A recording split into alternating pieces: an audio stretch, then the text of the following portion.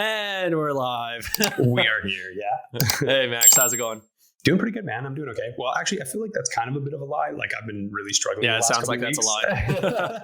It's like the classic go-to, when someone asks you how you're doing something. Like you're just like, oh yeah, I'm okay, I'm doing fine, blah blah blah. But the actual more deep dive into that is I've just been super busy and feeling really swamped with life and stuff, and psychosomatic things, and the injury has just kind of been draining me. So maybe in previous years, a workload that would have been really, really acceptable and I could have, thrived a little more in. Right now, I'm kind of like, swimming and someone's like throwing barbells or something. It's like, yeah. What exactly about the injury right now is dragging you down? I just think my ankles have just been really, really sore, and that's kind of been like draining my energy. And the last couple of weeks with just that kind of feeling and the soreness I've been experiencing, and this little sprain I have in my finger that's kind of persisted for a couple months. So I've just like had to back off of climbing and back off of a lot of exercise, and that stuff really helps regulate my life and my mood and all these things. Exercise has just been such a big part of my life, and so not being able to do that's really affected that. And then, like I said, just increased like workload, of like going to school and working part time and doing this and stuff. It's felt like there's been a lot on my plate. It's just been a little bit of a grind and a struggle, to say the least. Yeah. When we don't have exercise to de-stress and to give that, endorphins boost and just the testosterone and the hormones, it's a battle, man. I mean, even when everything's going really well and I'm not dealing with an injury and I don't exercise, I'll get depressed pretty quick. Yeah, I experienced the same thing, and I mean, I've been getting out like a tiny bit. Like I did this the biathlon the other like week or whatever with Ray, and so, but yeah, like I was originally supposed to go on like this 5-day ski trip. My body just wasn't doing well. I wasn't doing well psychologically, and I had lots of other stuff, so I couldn't go to that. And then the next week, I ended up doing this like cross country ski biathlon thing that was super fun, really great experience. It was so nice to get out. But same kind of thing, like after that day, like I was just, my ankles were so sore and so wrecked for, like quite a while that it kind of just pulled me out of everything. So it was really nice to get out, and that was really amazing and such a cool experience, like such a fun, just interesting sport. But rough price to pay. Yeah, it's a little saddening, when you like get out and try and enjoy something, and it's not even like the craziest day out or workout or something, and it takes you out for like 7-8 days where you just can't properly do the things you want. So you're saying it's like super sore. Give me a little more detail, like where in your ankle, which side, which, like, is it both, and like what are the limiting motions where you're feeling the soreness?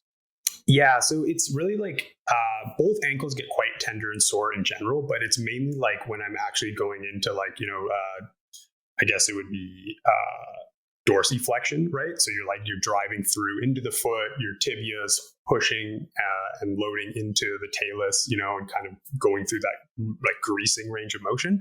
And that causes me like a lot of like pain and inflammation. And so, like another example I could have is like, I just, like if I work like 2 days in a row, when I work at the store, like mountain equipment company, it's like, I do like sometimes like 15, 20,000 steps in a day. I'm walking around for like over 8 hours, like on concrete. So that's like quite tiring as well too, and so to try and like do things I want in the week, do physio, do rehab, do all that stuff, and then go have like, 2 days in a row of like 16 hours, just like walking on my feet. I'm usually like pretty beat. And then it's like, and then I have to make the choice, like the following week, do I back off a whole bunch? Do I still try and get the like physical things I wanted to get done? Do I modify like my whole week?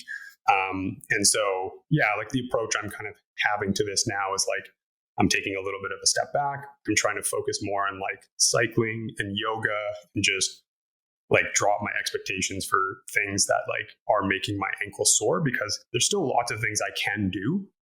It's just not the things I necessarily want to be doing, right? Yeah. I want to be out running in the mountains. I want to be out climbing every single day.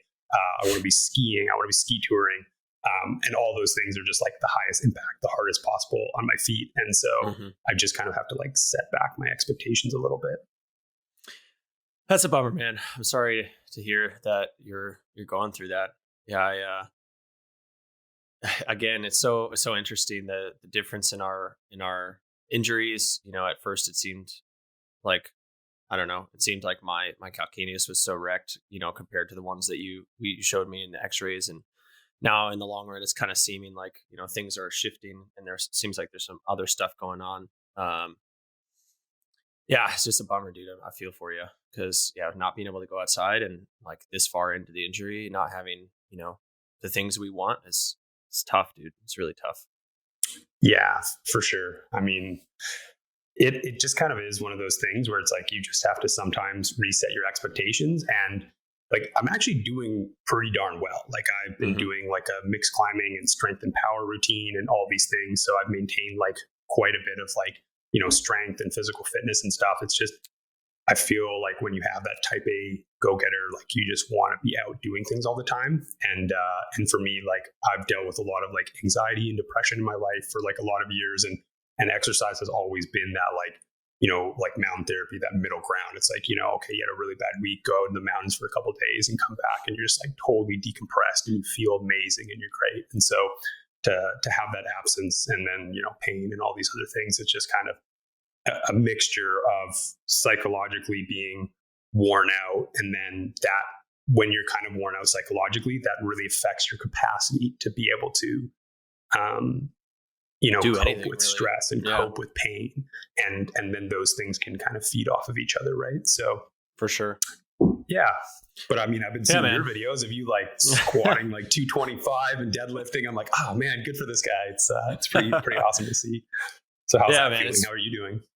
I'm doing pretty good, man. For the longest time I've been doing basically the only PT I've been doing for my foot is like calf raises on the stairs, like with just my right foot. And I've just been really focusing on stretching on the bottom and letting my heel drop, and then trying to shift all my weight to my right foot and like pressing through my calf muscle and trying to like open up the front of my ankle, because there's so much scar tissue on the front of my ankle that it's limiting my range of motion. And that was like a big issue for a while. It was like that tightness and that pain in the front of my ankle. And then all of a sudden one day I woke up and like went up the stairs, and it was like 3 times better than it was the day before. Like something snapped in there. I don't know what happened, but I like got a bunch of range of motion back on the front, and I got deeper strength in my calf, being able to like press through and like into my toes. And it's like I feel it up higher in my calf, like by the bottom of my knee. I like feel more activation up there in that calf, and that has been like a pretty huge bonus in the last, I think it was like the last 2 weeks I got that. But even before that, I was able to manage like climbing in the gym and doing weights and stuff. And I haven't been running. I think that's my next step, is to try to start jogging. But as of now, I mean, ice climbing was great. I went to Ouray, Colorado this last weekend, and surprisingly, walking around was harder than climbing. I think that because you've got 4 points of contact, your body naturally just like disperses the weight between either your hands or your feet. And I definitely felt myself like weighting my left foot more than my right. But definitely didn't have any sort of issue with pain or anything like that. So I feel super blessed and lucky. Like everyone, I'm kind of just like, this is miraculous. Like I really don't know how to describe it or what kind of advice to give people at this point. Like I don't feel like I'm doing anything dramatically different than you or anybody else going through this injury. I just kind of, it seems like I've gotten the longer end of the stick here. So I don't know what it's about, but I'm grateful. Yeah, I think you could jot it down to so many things, but ultimately it's just like different experience, different body, tons of different things, right? So yeah. I mean, so circling back to our last episode, not last, but one of the episodes where we were talking about strength training. That was like inspired. Listened to it again when it came out, and inspired me to like go and try to do these 1 rep maxes again. And I was just so astonished at how much strength my muscles remembered. And I feel like it is kind of like like we talked about, the neurological connection, like going into the cells and stuff. It's really amazing how that stays. And you might have hypertrophy and you might lose muscle mass, but the connection to the cells that you still have can still be pretty well wired, and that gives you a lot more strength. So like I wouldn't be able to do like a heavy set of 5, but a 1 rep max, I'm able to pull off, like, I would say within 70 to 80% of what I've done at peak performance before injury. So that was like super surprising to me, and I've been feeling pretty stoked at just being able to do that in general. Yeah, that's super awesome. I know for myself, like if I'm feeling bad and sometimes I don't want to work out, or you feel tired or lethargic, generally, like obviously there's a discussion to be had between overtraining, but whenever I feel like that, if I do actually go have a workout or do like, a light, good feeling like strength routine or something, like I always feel better after. You feel like kind of almost rejuvenated and good, and blood and all these things have been pumped around, and you have that metabolic effect that we were talking about, and hormonal stimulus and all these things. So yeah, it's generally pretty important.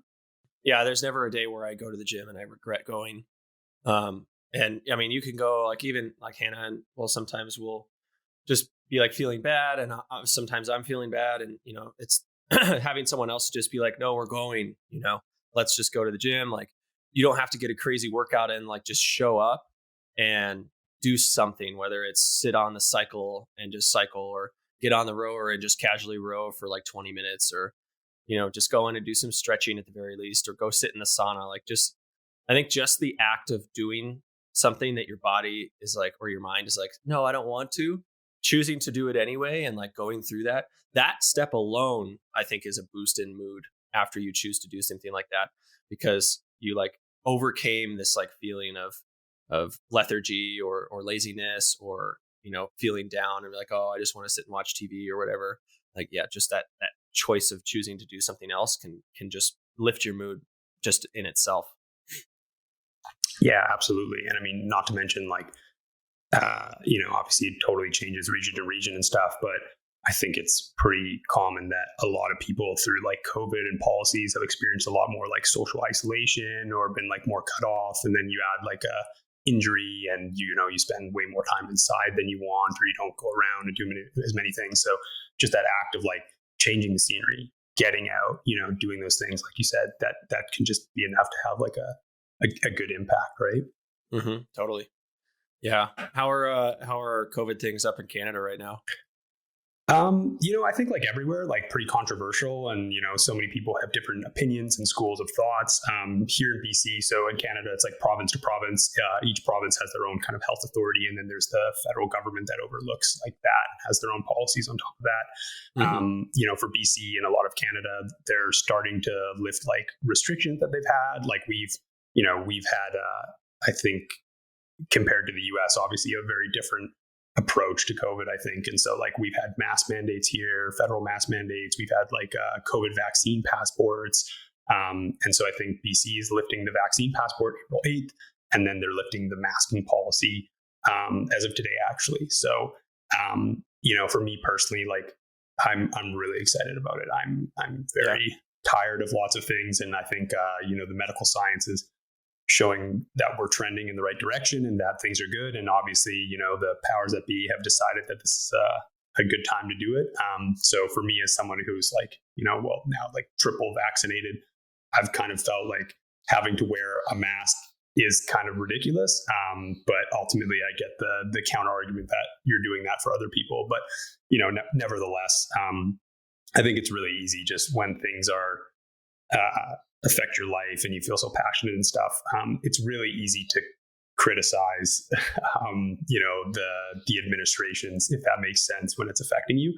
And so I think I have a lot of great things to say about them that I'm very happy about. And I also have a lot of things that I'm very critical about. And I know for myself, just as someone who's like, I don't feel on a personal level, like concerned about COVID for myself and stuff. So I'm ready for change. Yeah. Have you gotten COVID? I have, well, not that I know of. So I could have gotten COVID and been completely asymptomatic. So I could have had a natural immunity boost from that, but I have not had any sickness or anything in the entire time period of COVID that That's I could crazy. think of having COVID. So I'm unvaccinated to this day, and I got Omicron. I think like a month ago. It was like ripping through Reno. I felt like shit for like 2 days, and then I came back and I was totally fine. Yeah. Yeah, I think it's just there's no mask mandate here now. It's funny, Reno, I would say it's evolving, but it's pretty redneck.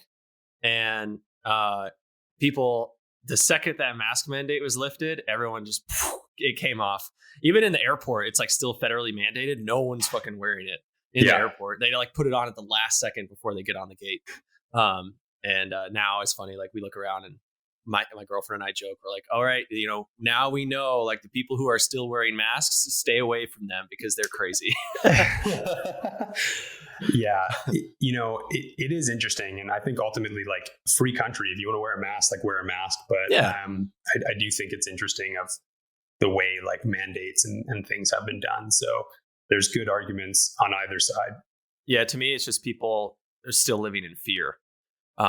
Like people wearing masks in public, walking down the street still without a mandate. I'm just like, that is just some next level shit right there. Like, yeah, wearing it outside, I think that's been completely debunked based on like transmission and spread. That's really well documented scientifically. And then as well, like, I could understand, I think, if you're over the age of 50, so you're in that demographic, or you're comorbid, right? So you have like underlying health conditions or issues.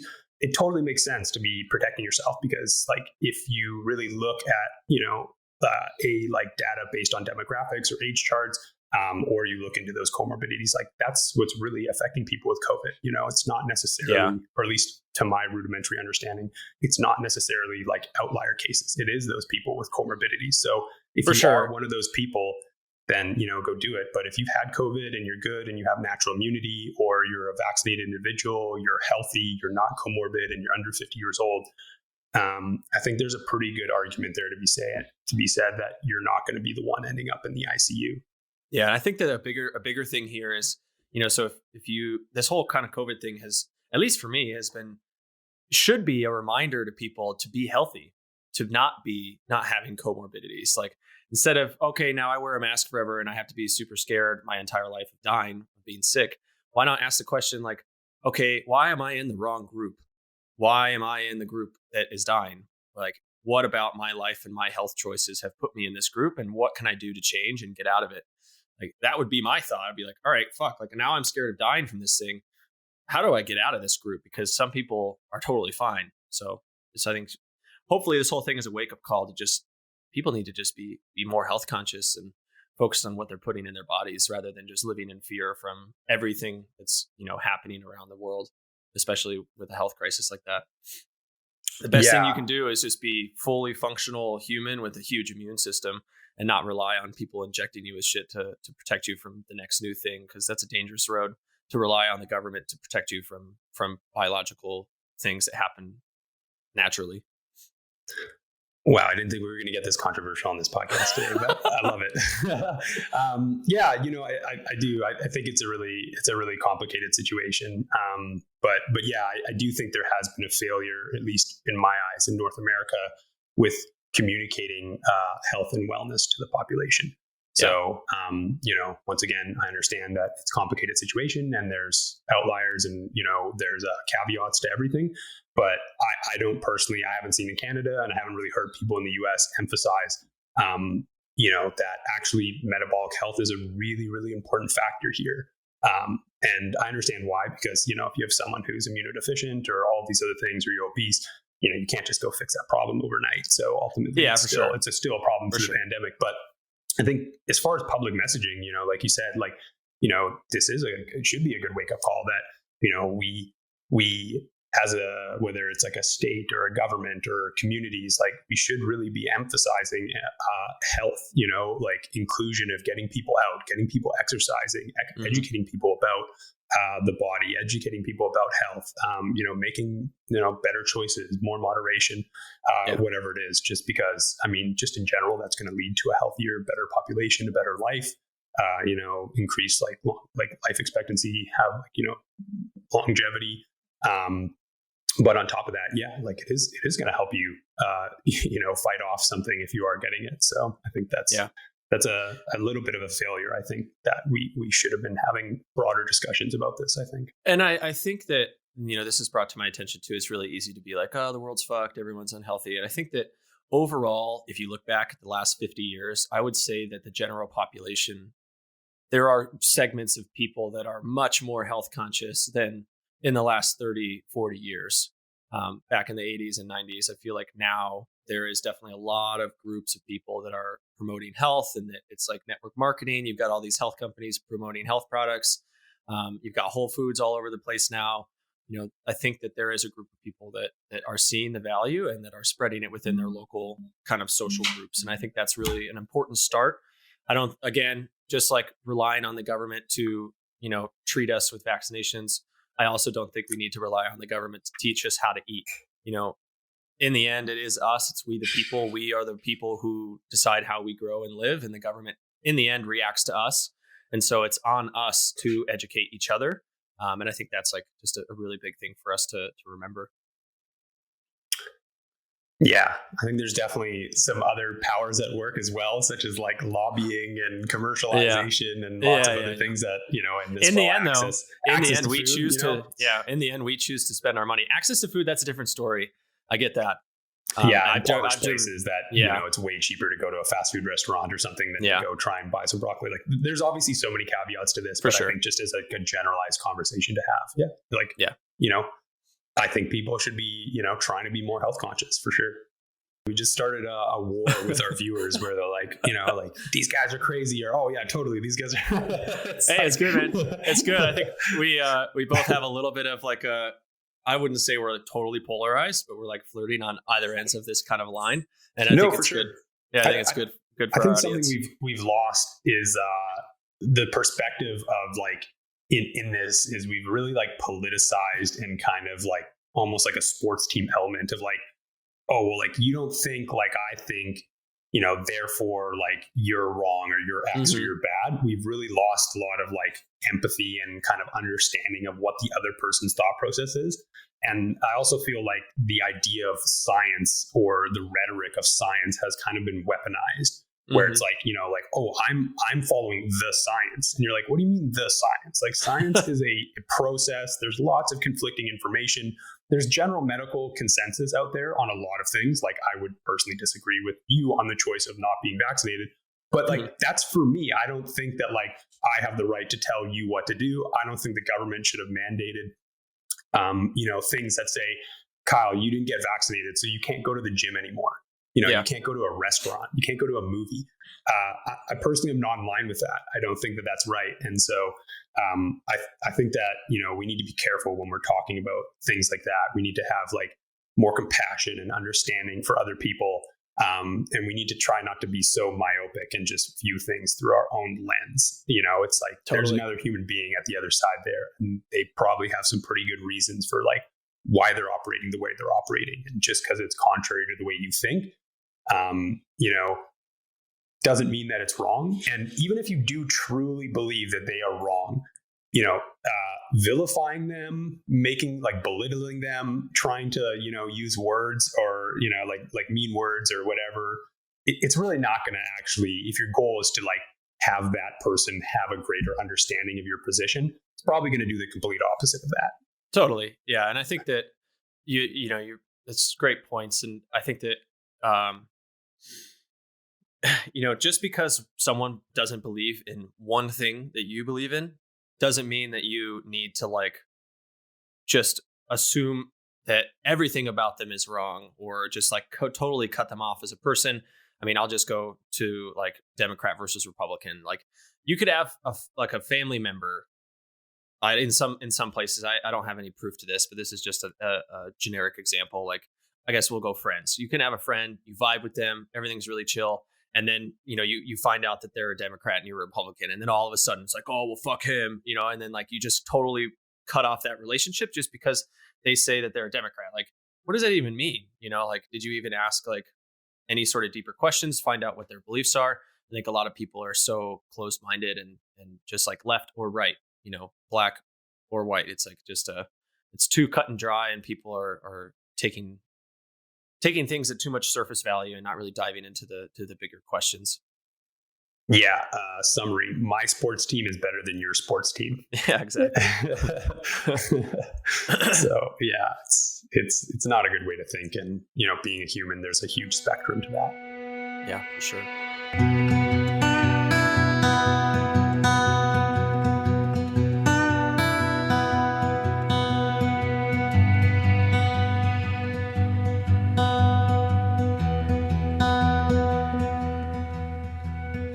All right, welcome to the show, James. It's James Pymn. Pymn? How do you say your last name? Yeah, Pym, you got it. Pym, cool. Awesome. Yeah, welcome. We're super excited to have you on the show. We wanted to do a little introduction of you, but I realized we hadn't really got any information about you at all. So if you just want to kind of introduce yourself, like where were you born, kind of where are you from, where are you living right now? Just some of that really basic information. We'd love to hear it. Cool. So, well, thanks for having me first of all, guys. I mean, so I'm James Pym. I guess in the context of this conversation, it's easiest if I call myself a rock climber. Like generally speaking, I mean, I'm from the southwest of the UK. I grew up in a weird little island community called Portland. Okay. Probably the easiest way to describe it in American terms is like a strange little sort of like redneck backcountry sort of place. But yeah, it's a notoriously weird little community, like island community, like one road on, one road off. But yeah, that's me. I guess just a dude who's really passionate about rock climbing and from the south of England. Super cool, man. How big is the island? And you said there's a bridge to it. It's not like ferry or anything. Oh man, it's small. It's like 4 miles by like 4 miles across, like 6 miles along, 17,000 people. Wow. It's small little place with a single road on, single road off. Like you go back 20 years and it was still like a ferry taking people backwards and forwards. So yeah, proper strange little community. Is that where you're currently at right now? So just over a year ago, I moved to a place called Lulworth to be a little bit closer to some people who were soloing and to a job I had at the time. But I'm still in Dorset, still in the south coast of England. But yeah, slight move, lay down some roots. Nice, yeah. You're not going anywhere for a little bit. Nah, sitting tight for now. Go ahead, Max. What do you do for work, James? So I'm an engineer by day, which that's kind of been one of the convenient things about the whole situation I find myself in now. At least I can work from home. Kind of somewhat ironically, I'm a product safety engineer as well. I mean, I've been many things throughout my career, but yeah, I love it. Now I'm doing my best to stop other people getting hurt. So that's super cool. Do you work specifically on climbing gear? No, it's so I've done all sorts over my career. I mean, I started as a machinist, so like hands-on. Like when I left school straight away and went straight into work, so it was very much like a hands-on thing. Working a CNC machine, and then that sort of led to supervising the workshop, and it turned out I was pretty good at managing people and sort of finding ways to make things more efficient. And then it just kind of snowballed, man. I got sponsored to go to university, and then that turned into kind of managing a workshop, and then into into what it is now, really. But I found my way into like the defense industry, into aerospace, and now I'm currently working with the UK Navy in some extent. So yeah. Wow, badass. Yeah, super cool. I was recently reading. It was like one of the head design engineers for Black Diamond. He was talking about how he so consistently meets engineers and doctors out climbing, and he equated it to that climbing essentially just complex problem solving, right? So I'm just wondering if you feel like do you feel any crossover from like engineering, like if that's affected like how you view climbing or your approach to climbing at all? No, I mean definitely it's one of those things, isn't it? It's the age-old kind of conversation. The amount of people in the UK as well that we kind of meet are also from an engineering background, and I don't know if it's one of those things where like it seems like a lot of the engineering schools in the UK are kind of situated in these like heavily industrialized areas, and I guess a lot of people are kind of like studying near these rock climbing spots. But yeah, like going back to your original question, I mean, like I think that analytical mind, the problem solving, kind of figuring things out, it's it definitely lends itself to climbing well, I think, or at least it's definitely well suited to the climbing brain. Yeah, there definitely seems to be certain professions that are drawn to climbing. I'd say the healthcare, engineering, that seems to be a trend now that I'm noticing too. Definitely, I think in the healthcare industry, it's that high intensity that people are drawn to. Oh In man, yeah, in the high healthcare pressure, high ER and stuff, just consequence, so high pressure, high intensity. You're dealing precision. life and death, but not yours, somebody Yeah, else's. And climbing definitely has that aspect to it. So yeah, it's really cool to see what kind of people are drawn to this sport. It seems, the one thing I've loved about climbing is that you can meet a climber and you instantly have so much in common with each other already. Climbing is, there's so much that you need to have as a person to be a climber. You like to have risk, you like adventure, you like being outside. Usually you like camping. There's just like a mentality and a lifestyle that is so demanding to be in the sport. And so just meeting somebody as a climber, you right away have just like so many connections. And I just love that about the sport. yeah, it's amazing, isn't it? Yeah. Why don't you tell us a little bit about like your history with climbing? Like, how did you get into climbing? What does climbing mean to you? What's been your upbringing around that? So I guess, well, yeah, I started climbing in my early 20s.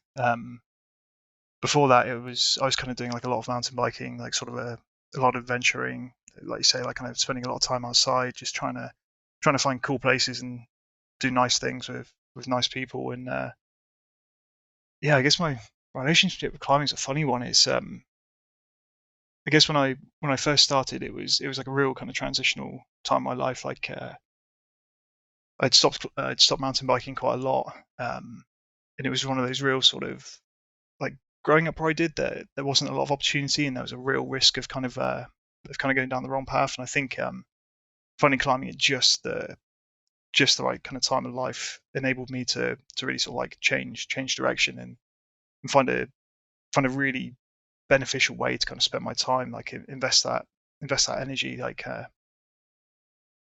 I guess for me, climbing's always been kind of like, or a significant part of it's been like the sort of, I know it's cliche to say, but it's really been that sort of like the spiritual side of things. Like I found climbing at a time when I really needed it, and it's really shaped how I spent a lot of my adult life, like how I spent a lot of my time, um, how I've kind of come to meet a lot of people I have, formed a lot of the basis of a lot of the relationships I have. But yeah, it's funny, like it really is just like one of those real passions, like how I don't know how life has kind of evolved ever since finding this sport. It's yeah, it's kind of crazy.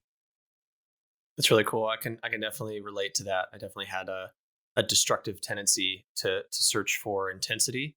I found it getting in trouble with the law, with substances, and climbing was just like the most perfect outlet for finding that level of intensity without the risk of ruining your life in those kind of bad ways. I mean, climbing comes at a risk. Obviously, we're all here injured from climbing, but I think that in the end, we can recover from that, and injury can almost better you in the long run if you handle it right. And those other paths with like the law and substances and stuff, there's not much you can really do to better yourself after going through something like that. It's just kind of like just a rough chapter to go through. So avoiding it in general and having this outlet is super healthy. And I think that, to anybody listening, that's you probably are already a climber if you're listening to this, so you probably just understand. I think that's a really interesting parallel around climbing, though, is like people describing like something missing in their life and climbing kind of filling that void. Like I know I've described that. Like Kyle, you feel like that. I know lots of other people have felt like that. It's just it's filled something that's just been missing. That you just needed in your life, and once you have it, you don't really want to live without it. You don't want to be without it, right? Yeah. Out of curiosity, James, like how old were you when you started getting into climbing?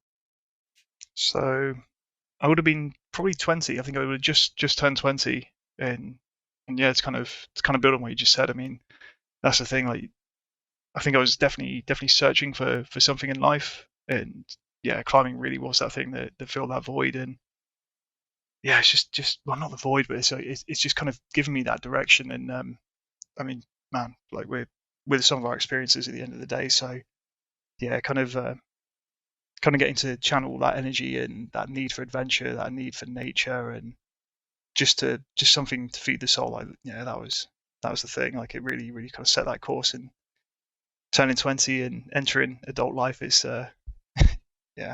it's been the source of a lot of good things. That's awesome to hear. Yeah, it's really, really cool. And so how old are you now?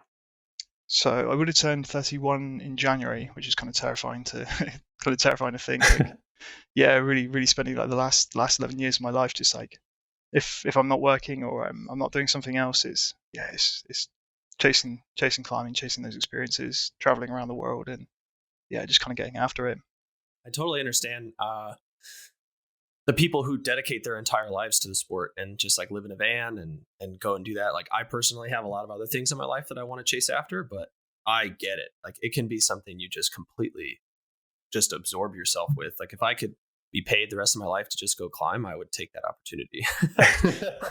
I mean, that's the thing. It's a trap, isn't it? Life. It's so easy to get like two-dimensional. I mean, I've had that time kind of like, living in the van, and climbing's like the most important thing. But I guess that's one of the joys of, or one of the only joys of kind of sustaining a long-term injury, is you kind of shake things up and kind of see like, oh man, like what else is there in life? Like, where else do I need to spend time? What are my responsibilities? What other passions do I have? And it's totally. That's a huge point. I think that I've driven this in a couple of the episodes. That before my incident, I was just like gung ho for climbing. It was everything to me. I wrapped up my identity, my ego, my happiness. It was all into climbing, and this accident took that away from me. And has really, like you said, has like made me question, like, all right, like, what else in my life do I want to accomplish? What other things make me happy? Because if you wrap up every ounce of who you are and your happiness into climbing, then sometimes that's going to get taken away. And if that's taken away from you and you don't do anything else, you can be in a pretty bad place. We've been hearing kind of about you a little bit, where you're from. You started climbing when you were 20. Kind of moving more towards, the accident that you went through. Can you tell us a little bit about who you were as a climber, kind of like as a whole right before the accident? So like, what kind of grades were you sending on trad? Were you soloing at all? What kind of objectives were your major focuses? Just kind of give us a picture of who you were as a climber, as a climber. So I guess, before the accident, I mean, I was really like, I guess I'd say like I was kind of like the climber's climber. It would be any kind of climbing was the thing for me. I was sending like one of my hardest routes was 8A plus, so 513D. Whoa! Wait, what? 513D, I guess. 513D. Jeez, you're fucking sick. That's awesome. Once upon a time, it's one of those things, man. Like when I'd spend a long time on a trip, when I was current, when I was fresh, I'd routinely be on sighting sort of 70 plus, like in the 513 kind of realm. I mean, that's kind of sport climbing wise. Trad climbing, I guess high 511, like mid to high E grades. If I was to look at it in the UK sense, but man, really, it was just anything and everything. Is a climber for me, it was always sort of, I don't know, I'm kind of chasing that adventure, chasing those kind of routes. Like a real thing for me was kind of chasing the I don't know. I like those roots of character. I like the sandbaggy things. I like the roots with reputation. I like just the some of the some of the nastier kind of climbs, I suppose. And I would have spent I spent a lot of time free soloing, like big free solos in the mountains, kind of up to 60 plus, so like 511D on site, wow. 300 meters. I guess free soloing routes is a really, it's a strange thing to talk about, but it's when I've had the opportunity to be living, breathing the climbing life, like when I've been on long trips, it can be something as casual as going out cruising for an afternoon, but it can also be that sort of thing where, I don't know,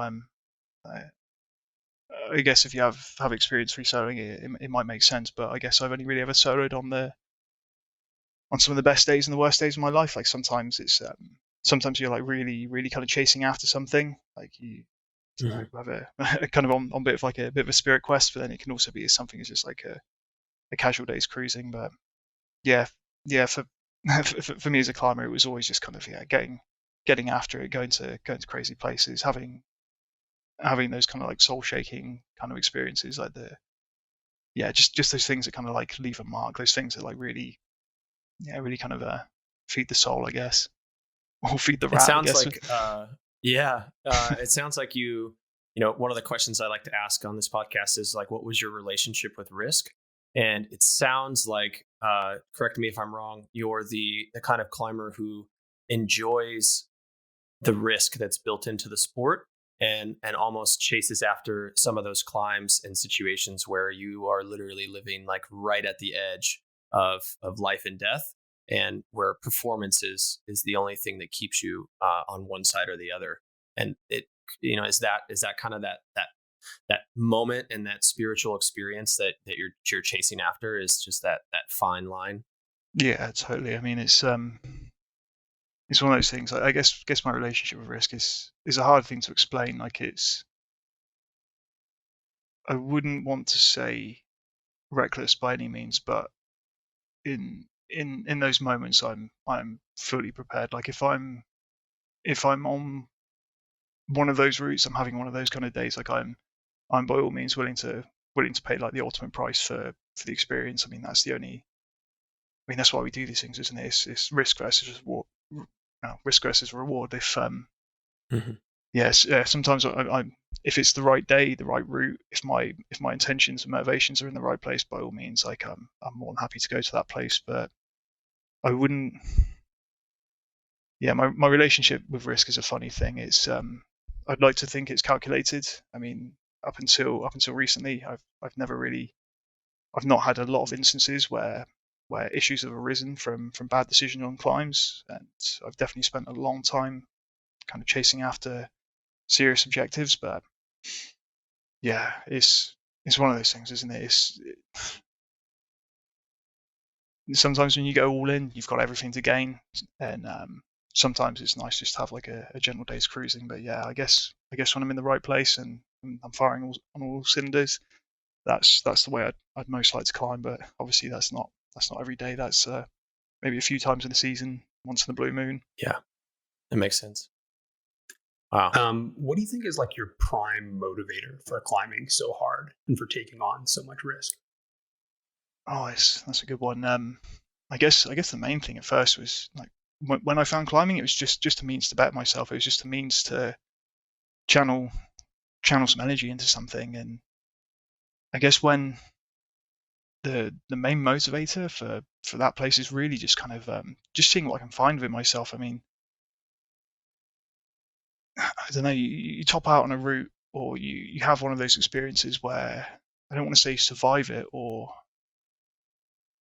I don't know, it's just something like, there's just something about like you put the chips on the table, and the kind of clarity that comes afterwards, it's kind of hard to explain. Like I've definitely had some like real revelations as to what's going on in my life, like where I am in myself, kind of what's happening in relationships and in other aspects of my life. Kind of, it really, when you put it out there, it really brings it home as to what's important and what's kind of going on. And sometimes it's hard to reach those kind of places and reach those kind of, I don't know, to find those revelations in yourself and other aspects of life. I mean, nothing really brings it home. Like, kind of, yeah, you finish like 90 minutes worth of climbing where a single mistake is enough to end it all, and then and then you're left with kind of well, everything else ahead of you after that is, it's hard to explain, I guess.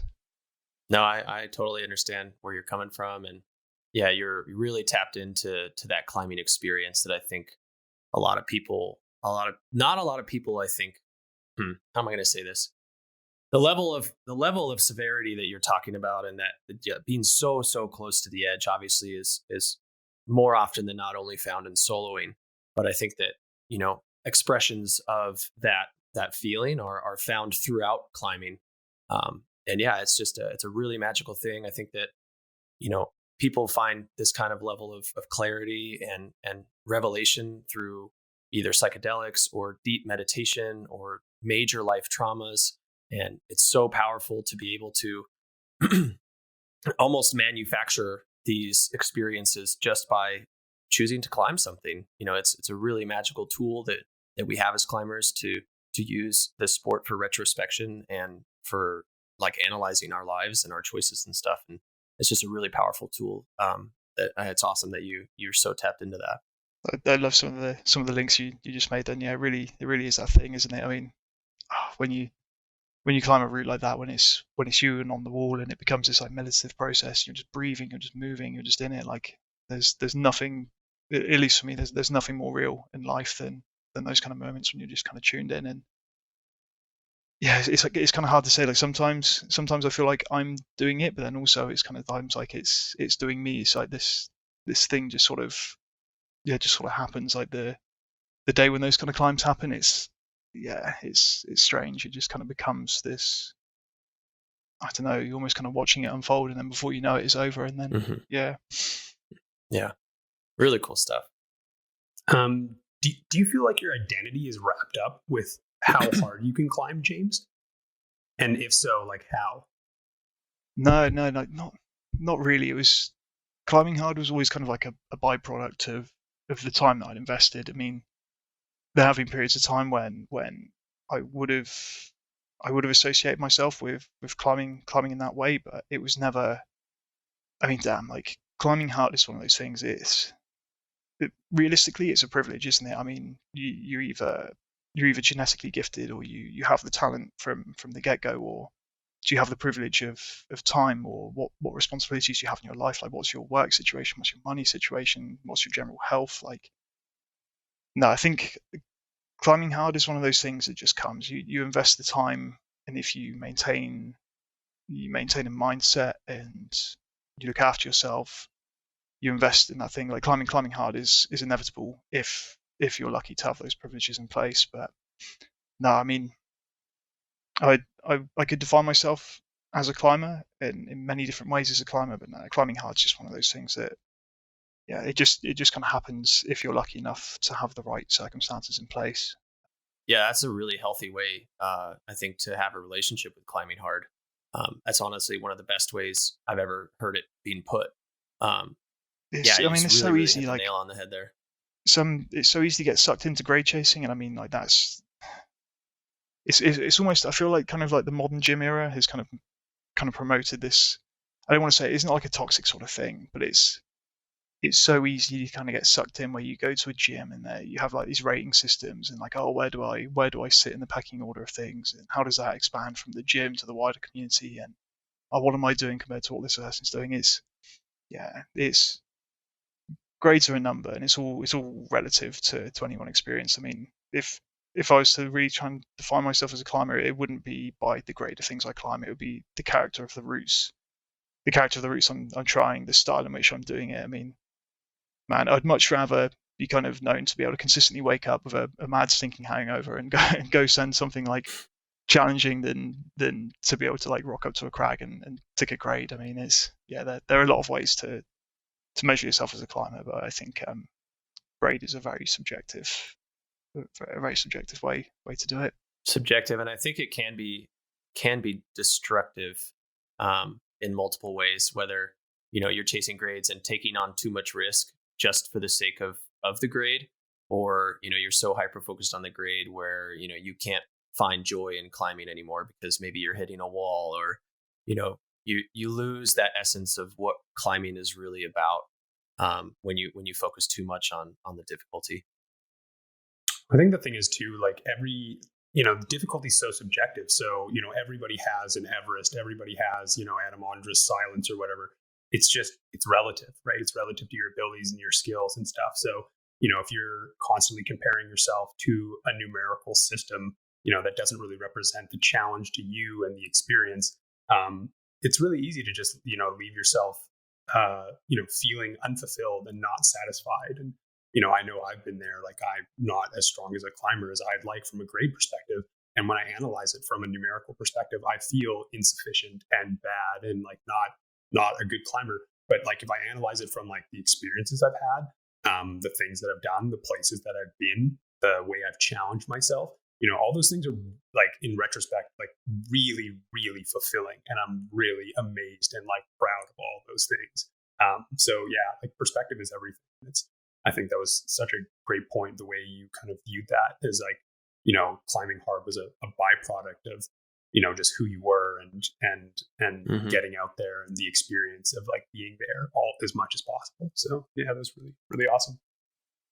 Yeah, I like the way you put that as well. Like the everyone's kind of Everest, or everyone's kind of silence. It's it's one of those things. I guess in chasing after certain roots of a style, or certain days of my life, I can really see like I wasn't one of the lucky ones that kind of I mean, damn, there's not many people that get to grow up and get to go and chase a new route in the Himalaya, or get to have a life entirely dedicated to climbing. And sometimes when if you're not one of the lucky ones in that context, sometimes it's about kind of bringing that back down to earth. So for me, like, I mean, I can't go life or limb in the big mountains just purely through where I live and how I've grown up and the circumstances I have around me. But sometimes you can you can find an equal level, like, I guess, severity in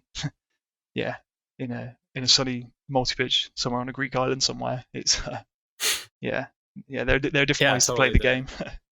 For sure, yeah. The pure climbing experience can be found everywhere, and it's personal for everyone. And yeah, those are the kind of experiences that we all should be chasing as climbers. On the aspect of grades, I think this is a great transition for us. Max, you're in Canada. James, you're in the UK. Let's talk a little bit about grading systems. Here in America, we use YDS, the Yosemite Decimal System. Max, I think you guys are on the YDS as well, right? Same thing. Yeah. Verbatim. So it's only once you cross over the pond, from our perspective at least, it gets confusing. Yeah. So James, I know there's like the European standard, 8C plus, stuff like that, and then I believe there's a subset in the UK. Is that correct? Of like an actual British grading system?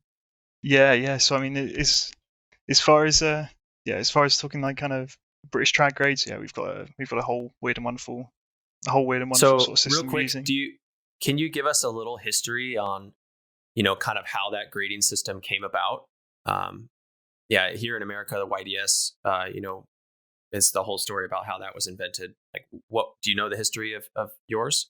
I mean, I can touch on it a little bit. I'm by no means a history buff. I mean, if you go back to like sort of like the 50s, 60s, early 70s, you look at kind of how climbing started in the UK, and you've got guys rocking around like kind of turning up to the crag in like nailed boots and fashioning like homemade protection, like old hem ropes, like all that jazz. It's the British trad system's a funny one. I mean, it's kind of an esoteric thing, but when you wrap your head around it, it kind of makes sense. So I don't know if I kind of walk you through it. I mean, it's sort of things start out like the foundation kind of grades of British trad climbing. You're starting at moderate, and that can then evolve to a difficult, very difficult, hard, very difficult. And I guess if you compare that to the YDS system, I mean, you're talking that kind of 5.5 in that kind of range.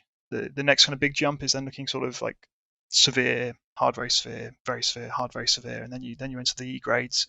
But the way that the British trad grading system works is you kind of have like a threshold. So whereas you guys might put an R on the end of something to say that it's run out, or it's severe, or it's dangerous, we kind of have like a band. So I mean, just as an example, say you're entering the E grades, you might have sort of a bold climb, which may be say 5A, so 510 at E1, like that might be the bold spectrum of the E1 grade. But then you have the objective grade, so sort of like the E grade, or the difficulty grade. Like that's kind of the overall kind of like the severity of a route, or kind of like what to expect in a route. You then have like a numerical grade, which in the British system, it's typically based on the hardest individual move. So yeah, you kind of have like a spectrum from bold to safe. It's kind of strange. I mean, you get some quirks with kind of grading. Like there might be sort of, I don't know, say take E3 for example, like a bold E3 at 5B. Yeah, that kind of makes sense. 5C for E3. Yeah, you kind of know you're in like the middle kind of round, like the middle sort of rounds. You inch up to 6A, you then kind of know you're safe. So it's sort of, yeah, it's a weird one, but it sort of makes sense the more you sort of use it. You can get a lot of information in the sense of like, you know what the hardest individual move could be, and you might have an idea of how many moves might be in that difficulty. But yeah, it's not kind of like compared to like the French or maybe the 70 decimal system, where it's sort of you have an overall understanding of what the overall difficulty of that route is going to be like. In the British terms, it typically boils down to the hardest move. But yeah, you play the game enough and you can kind of get a feel for how that might translate into other things. From my little experience looking at the British grades, it almost seemed like a lot of the focus on kind of like the information about the grade was like how risky it was. Like here in America, we've got like R for run out, X for like if you fall, you could die. And you don't really see those very much. You might see R here and there, PG-13 maybe. X is really rare. I have not seen a lot of those grades. And it seems like in the British community and a lot of the cracks, just the climbing in general just kind of tends to be pretty risky. Is that true? I mean, in general, I guess you could say that. Say yeah, the British. I mean, it's a funny thing. Like when you look at it on the world stage, like Brits tend to have this reputation for being like kind of scary traditional climbing, and I guess that kind of boils down a lot to the nature of the rock and the routes we have around. I mean, you look at a lot of the history in the traditional kind of climbing areas, like places like sort of North Wales and then Sheffield. Sheffield, for example, like the Peak District, a lot of the routes. I guess a lot of the easy sort of the obvious lines get taken up first, like the beautiful lines, the easy climbing that gets taken up, and then I guess it's that natural evolution is climbing's got more difficult as gear is evolved, as the mentality towards risk is kind of developed. Yeah, I think a lot of the British culture is wrapped up in, or a lot of the ethos is kind of geared towards bolder kind of climbing, but I also think I think that's just like a natural evolution of, I don't know, the running out of rock, running out of routes, gear getting better, people getting stronger. That actually, I think that's an interesting point. Like England isn't, in comparison to North America, I would say is a lot smaller. So the amount of actual rock that you have, I think might dictate kind of the evolution of the sport. Because like you said, once those beautiful, safe lines are taken, people still want to climb new things. People want to put up FAs. And so you're just pushed to maybe these less kind of ideal, more obscure, more risky lines, just because of the lack of medium that you guys kind of run into because of your geographical size of the country. Do you think that kind of rings true? Totally. Like, yeah, finding the diamonds in the rough, kind of finding the obscure lines, the more remote lines. I mean, one of the things with the UK is we're blessed to have so many different rock types, but it is a very sort of limited supply. You travel around the UK and I guess as far as countries for climbing, I think we have more rock types available in a small place than just about anywhere else. Mm-hmm. But it's all it's much of a muchness everywhere you go. Like, some areas are very much like kind of defined by certain rock types or certain styles. That's the one beauty of kind of, there are a lot of other places on the map. A lot of places that get a lot more attention for climbing in the UK, other than Dorset. I mean, the real sort of hotspots would be sort of like the Peak District, North Wales, the Lake District. But that's the one beauty that we have in Dorset, especially where I'm from.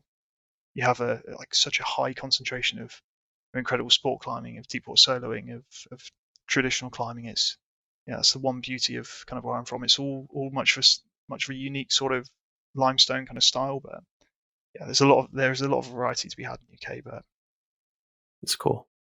Nice. I guess it just before we jump into your injury and talk about that and kind of run through these ethical questions that arise from this injury.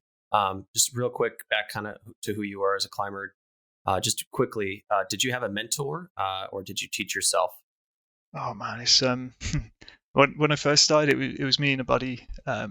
We we kind of we had heard of rock climbing through, I don't know, through him going to college, and we kind of knew rock climbing was a thing growing up in Portland, but we never had any idea really like what rock climbing was. And it over the years I've been really lucky. Like I've had a lot of mentors, and I wish I could could name a few names, but I'd be doing an injustice to a lot of people to say like I've been really lucky where a lot of people have taken me under their wing over the years. But I mean, when I first started climbing, there wasn't even a gym near us. Like Wow. I'd have to travel, I don't know, like an hour and 15 minutes to go hang out at like a community center that had like not even a 10-meter kind of top rope wall and like a small bouldering hall. And yeah, flash forward like 6 years after that, 7 years, like well to present day. I mean, there's now sort of like 7 or 8 really amazing centers right on the doorstep. But yeah, when I first started climbing, it really was just kind of, yeah, the internet was your best friend. The guidebook was the Bible, and it really was just kind of trial and error and figuring things out. But I think naturally in doing it that way, I kind of drew the attention of the few climbers that were around, and then yeah, then you kind of get looked after. It's funny to see how, at least in Dorset, how climbing's changed. I mean, we have this amazingly developed area now, but 10 years ago when I first started climbing, there's barely anyone kind of doing it. So it really was like when you bumped into someone, like you were lucky enough to come across like a proper climber's climber. Like it's compared to today where you have like this big kind of gym community and a big gym culture, and every man and his dog can go for a nice casual climb after school, after work. Like back in the day, it really was a sort of thing. If you were climbing, it was really because you wanted it. You were really getting after it because it kind of called to you. So yeah, I've had a ton of Yeah. mentors from all the way through Yeah, I think from the UK to abroad. that's awesome. It's been interesting to hear. I think, all three of us have had some sort of mentor. And I think that's something really special about climbing is that, there isn't really a school. You could train to be a guide, but overall it seems to be like this kind of religious passing down of information from person to person. And I think it's such a special way to transfer information. And I think that just needs to be driven home, that's probably how we should try to continue moving forward. As people are going gym to crag and going from the gym and climbing trad, I think there's a lack of education from the gyms. And it's just really important to go out there and find somebody to teach you what they know. It's just, yeah, it's a really important thing to do. Find a mentor or hire a guide or something. This kind of information is so deep and just needs to be passed down. Do you yourself mentor anyone right now, James? Do you have somebody that maybe you climb with that you're trying to pass on the knowledge, or do you have any plans to kind of do something like that? Is that something that interests you? Oh man, a ton of people. It's one of those things. I mean, I'm still very much being looked after by a series of people, and in turn, I'm kind of looking after a lot of people and looking after just the area as well. I mean, kind of taking on that kind of, I guess, that role of like sort of stewardship to maintain the area and maintain the ethic, that sort of thing. But yeah, there's a ton of young guys at the gym. There's a bunch of newer people kind of coming into the community. But I wouldn't want to put myself out there and say like, yeah, like I'm a source of knowledge for people, but yeah, I'm kind of more than happy to share. And it's one of those things. I'm sure you guys have found it yourself. Like sometimes there are moments where you need to offer a little bit of information or a little bit of schooling. Sometimes there are moments where you can really benefit someone, but yeah, other times you just kind of have to let things go. But yeah, it's I've got a ton of people really that I'd like to help climbing, and a ton of people that help me. That's the beauty of this sport. It's like a community effort at the end of the day. It's yeah. Mm-hmm. Cool. Well, awesome. Yeah, I think that's just a great place to kind of transfer into your injury. You reached out to me. You had found this podcast right after an injury. You shattered your calcaneus. I'm right there with you. Yeah, if you just want to kind of give us a pretty quick description of kind of what the day was like, what route you were climbing, and give us some details about the climb and that day. So yeah, it's a bit of a curious day really. So, to add insult to injury, it was actually my birthday. I was climbing in. Yeah. No, it's yeah, a nice sort of gift to myself. But yeah, so I was in southern Spain at the time. Andalusia. It's a really popular climbing destination called El Chorro, and man, I've got a ton of history here. I've done a few seasons out there a few years ago. Me and some friends, we started a bar and a restaurant out there, and yes, it's a really special place to me. It was actually one of the first places I ever took a climbing trip. So yeah, man, it's El Chorro is just like one of those places for me. And this trip was it was a little bit of a different one for me, and I think a lot of those things kind of added up to the situation I kind of found myself in at that time. I mean, I don't know. As far as the destination goes, I've almost exhausted that area. I've climbed a lot of the routes that anyone would kind of want to climb there, and in the end, I was kind of chasing after like the slightly more obscure, far out routes. So it was the route goes by a few things. So like back in the day, it was originally an A2 aid route, so pretty serious aid route as far as they go. This got freed, I think sometime in the early 2000s, and went by the name Climba de Luna. It's like the loose grade. It's a very unique route in the sense it's quite different to a lot of routes of that style. And I mean, traditional climbing in Spain is again very much like a thing upon itself. But yeah, the line I was kind of working it's around about 45 meters. French sport grade, maybe like 7B plus. So I guess it's like like E6, E7, 512R, I guess. But the end goal really of this route was there's an extension above which takes up to 50 meters, around about 8A, 513, maybe E8, E9. The kind of the daydream longer term would be to send the route in its full capacity, and at that grade and at that level, like that route goes by as Caterpillar Crack. A friend of mine actually made the first ascent maybe like 5 or 6 years back, and yeah, it's really is just like a special, beautiful piece of rock. You're looking at this sort of like up to 50 meter kind of 70 to 80 degree slab, just a single crack line, like swooping up the whole distance of this thing. And it climbs really uniquely. Like it's like 1 minute it feels like a face climb, 1 minute it feels like a pure crack. You're doing like a lot of jams, you're doing like finger locks. It's then also like a real facey style. Like, the main difficulty from that route kind of comes in every kind of transition. Like 1 minute you pull on and you're like you're front on, the next minute you're like facing left, the next minute you're facing right. Like every kind of transition would kind of build up to like sort of like the crack sequences, like a real kind of change of gears. And I guess it originally being like an aid line has kind of added to the character of the route. I mean, you climb nearly 35 meters on pure traditional placements, and although it is like a big single crack, like in theory that should be quite easy to protect, but it's very uncharacteristically crack like. Although it is this big single kind of crack, it's almost like a 50 meter sloper rail. Like you're really kind of digging around to find like adequate protection in places, and there's nearly like 7 or 8 pegs and pins, pitons kind of placed throughout the route, but really kind of where you need them. It's I guess in some regards you would describe the route as safe. I mean, it would be pretty hard to die on the route, but evidently it's also pretty easy to kind of get hurt. Around about the crux section, you're nearly 35 meters up, 8 meters run out above a series of good pegs, and then as you near sort of like the first anchor, you hone in and get a series of more pitons. But it's one of those things. I mean, the protection is there.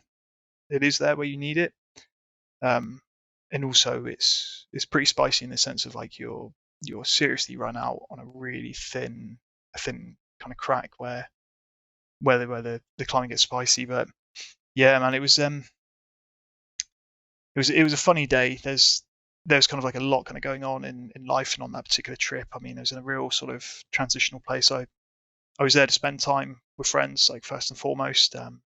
One of my friends' hosts, she's been seriously unwell for a year or so, so it was really important to me to get out and see those guys, and also to catch up with some friends. And there was kind of a lot going on for me in life and stuff back home. I think climbing with a heavy head, being pretty distracted is a bit of a factor in this. And the trip was really complicated right from the get go as well, man. I rocked up after feeling pretty unwell. I mean, I arrived in Spain kind of with the flu.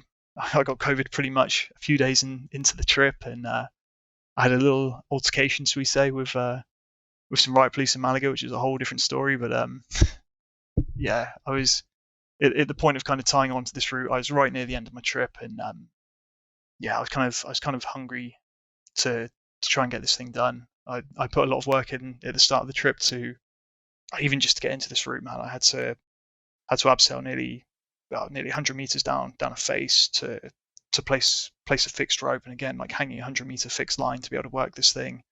Spending a day or two just kind of like cleaning this crack out, like getting down there with the nut key, with the brushes, like just kind of like turfing out sort of. I know this thing sat idle for a long time, so yeah, really just trying to get the thing cleaned up and prepped. And it's not to say that I kind of approached it in the wrong way, but just sort of circumstances meant that kind of between kind of getting ill and having a lot of time not actually being able to climb on this trip, I did all the work I could to kind of prepare for it in the early days, to kind of get the rope in, fix it, dial in the moves, figure out the protection.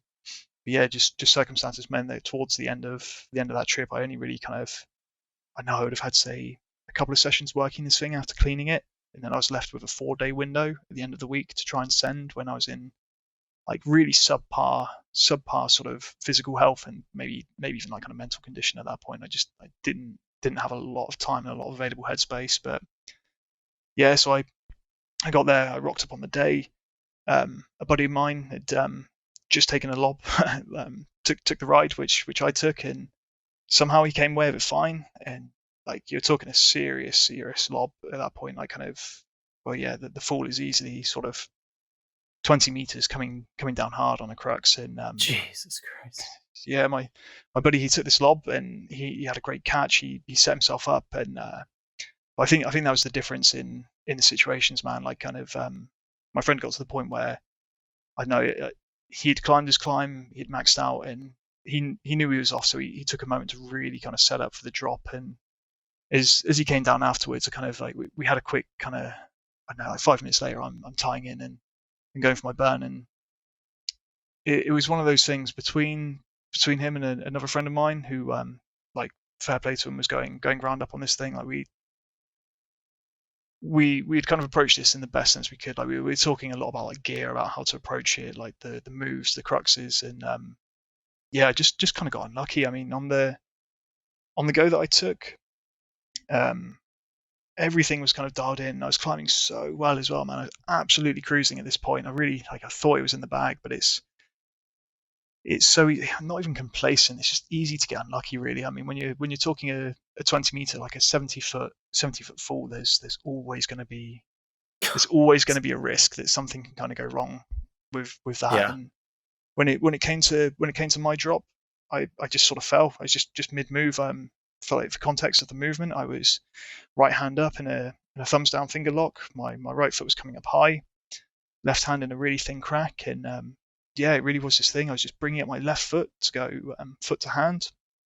All I would have had to have done, literally, to get to safety was make one more hand movement, stand up on those feet, clip the peg, and I was in. That was the meat of the route done. But yeah, just, oh man, I've rewatched the video so many times over, and I can't figure out if it's a little bit of choss, if it's just a silly foot slip. I still can't work out why I was off there. All I can kind of think is just not 100% on my A game. Like maybe on another day, I might have fought through that move. I wouldn't have been so kind of willing to let go. But I felt this foot slip, and it really was this casual thing of just like, nope, that's not the burn, and off I drop. But yeah, it's rough, man. Like when I really try and unpack it, I think it boils down to a few things. I placed one additional cam within this run out that maybe I shouldn't have placed. Like when speaking to Finn, the guy who climbed it before me, we kind of knew there was maybe a slot that would fit a black totem. Like maybe this one finger slot, you climb above it and you place it almost by your feet at this point, in this kind of flared crack. And I actually found out later on, speaking to the first ascensionist, that he actually used a slider nut on this thing. I mean, who the hell carries a slider nut with them? Yeah, it's part of a rack. It's a pretty special bit of gear. So really, to make that run out even remotely sort of safe, you're talking some pretty esoteric gear. And yeah, so anyway, I placed this cam. I took the ride, and I think it was a combination of kind of like falling mid move. I didn't have a chance to kind of push my way out from the wall. You're falling so deep, like falling deep as in distance and shallow as in close to the wall. I think this cam basically, in falling maybe say 4 or 5 meters above this cam, I think that kind of kept me in close to the wall, maybe turned me ever so slightly, and at that point I'm falling kind of 70 feet perpendicular to a slab, and unfortunately, like the first thing that made contact was my right foot. I'm sort of side on, and literally just exploded underneath me. I mean, I think that combined with, I mean, maybe a shallow fall and a hard catch. Like my buddy on belay collided with someone at the base of the crag. I mean, he was getting wrenched across the bottom of the floor, and I think it was this perfect recipe where I've fallen, and anything soft in the system was just eaten up between this cam ripping, between my friends colliding at the base. I was wearing incredibly tight shoes at the time, like not the shoes that really kind of would have. Well, I'm wearing like a set of Sportiva Pythons, like a suctioned heel cup, whereas really I needed to be in some like kind of like real flat traditional style shoes with a bit of give. But really, it all just boiled up to just falling a really, really long way and just not having a lot of give in the system. And I kind of remember it was like instantly, like as soon as I made contact, like I knew, fuck man, like something's up. I looked down at my foot, it's kind of twisted, it's instantly swelling, and is someone who's had a lot of kind of traumatic injuries in their life, like someone who's broken a lot of bones, like I'm sure you guys know that sensation of like you just get that cold chill wave over you, like, oh man, like something's up, like something's not right. And it was this silly sort of thing. And in 5 minutes, I'd like already sort of begun to orchestrate like the extract from that position. Like I looked down at my foot, I know, right, this isn't good. I shout down to my friends, like, look, like I'm hurt, this isn't good, it's a serious one. Lower me carefully, and I'm kind of hopping the last kind of 10 meters off the slab to get to the base, and I just take one look at my belayer, one look at another buddy who's there, and I say, look guys, I need you to get on the phone. Like someone called Chris, our host, someone called Spooner, another friend of ours, like I need a van, I need some painkillers, we've got to get out of here, like stat. I've got 30 minutes, like a 30-minute window of good shock, and I've got to get off this mountain. And that was kind of one of the joys of at least where I was on that route. I mean, one of like the single most remotest kind of places of that whole cliff. I'm nearly 200-300 meters up a wall. There's no path. There's not even a goat track. You pass about 4 different crags on the way up to this thing, but realistically, you're nestled right up in this horseshoe in the middle of nowhere, sort of a 60-degree slope of just boulder field and like loose rock. And I'm kind of sitting there, like I know that for all my bad luck, I've been involved in a lot of rescues in this particular place, like over the years, between having a season there and just generally spending a lot of time in this place. Like I know what the mountain rescue situation's like in Spain. There's no chance for a helicopter, and there's no chance of there's no chance I was going to sit and wait for 4 or 5 hours waiting for a mishmash of sort of like the fire service and the police and everyone else to kind of come to me. I knew I just had to start getting off this mountain. So yeah, I get lowered down. Buddy chucks me one of my walking shoes, they untie me. I just say, look, I'm going to get going. Please guys, get on the phone, sort these people out, and I'm just going to get going. So off I go, and it was nearly, I don't know, maybe 45 minutes, maybe an hour of just shuffling down the worst terrain, like just loose rock, like Jeez. kind of like head-sized boulders down rock slabs. A good kilometer at least to kind of get to anywhere where even someone could kind of get underneath me. It really was just sort of like hand over hand butt shuffle, and in some minutes I might make like 5 meters of good progress in a few minutes, and other times it might take you like sort of like 5 minutes just to work out how to navigate like a series of runoff or a series of loose rock. And like I like to think my pain threshold's pretty good, but there are a few times like in the heat, in the swelling, and like the stress of the situation, like I nearly would have blacked out 2-3 times. I mean, I don't know if you guys have ever kind of fainted or blacked out before, but like that sort of like the tunnel vision that kind of comes, everything's kind of going white, like your hearing goes, your vision goes, and like you're just kind of getting lightheaded. And I remember there was like 3 or 4 situations where this would happen, and I would just stop. I'd take a minute, deal with the immediate pain, like get really angry, shout at the foot, shout at the situation, and then just grit your teeth and keep going. But yeah, I eventually got my way down, and in the process of kind of like trying to get some friends to get down to me, I kind of said to them like I need a scalpel as well. I made the decision to keep the climbing shoe on at that point, thinking, Ooh, like it was hard to know even what was sort of what's even going on. Like I took one look at my foot and I think, man, it's either like a tib fib, it's a dislocated ankle, maybe I've got like an open fracture inside that shoe. It was just sort of, at least if it's in, at least my foot's in the shoe, at least it's contained, and at least that's a little bit of protection. So yeah, I just crawled my way off the mountain, and we get down to a van, and it was pretty perfectly timed actually. I get to the base of the footpath. A few friends are there. They get me. I managed to get like under their arms, and we kind of like get the last sort of like 100 meters done with a bit of support. Get to the van, and my good buddy Reese, who was on the catch with me up at the crag, he was just kind of chucked a scalpel. We're trying to basically figure out like how the hell do we get this like triple-sized foot out of a pair of double down-sized shoes. And yeah, it really was just kind of like cut across the suede off the top of a set of pythons down the power band either side, and then try and release my foot from from this shoe. And then from there it was kind of another 90 minutes of time on the road to get to Malaga, to get to the hospital. And man, we've got like no idea what's going on. Like we have this kind of pretty unique situation where Britain has left the European Union. Like I had no insurance. I didn't know if I'm looking at like an enormous like bill for this. Kind of like rocking up to the hospital. I didn't speak English, and just kind of turning up. And Spanish hospital service was great. I rock up, and like I'm just getting like head to toe X-rayed, head to toe CT scanned. All the while I've got like no idea if this is like going to be like some huge bill. yeah. But anyway, it was kind of pretty surreal at that point. I mean, like 3.5 hours with no painkillers, like absolute exhaustion from kind of clawing myself like a kilometer, and then getting loaded up some pretty heavy duty pain relief. Like the hospital experience kind of like sort of sailed by. And it was really strange. Like when it comes to getting released, I remember speaking to the one Spanish nurse who had like a little bit of English, and she was sort of like, small fracture, don't worry, just make sure you go home. You're going to need surgery. Make sure you get home as fast as you can. And I think in hindsight, that was kind of her way of trying to keep me relaxed, and kind of trying to keep me out of getting surgery there and then in Spain. And so it turns out that any kind of emergency treatment is free, but the moment you're put onto a ward is when you start incurring a cost. So if I'd stuck around and had surgery there, man, like it would have totaled my far beyond my bank balance. It probably would have it would have totaled my life. But so I had the pleasure of then sitting around for like 4 or 5 days, hanging out with my buddies, hardcore painkillers, a few beers, coast out the time till I get back.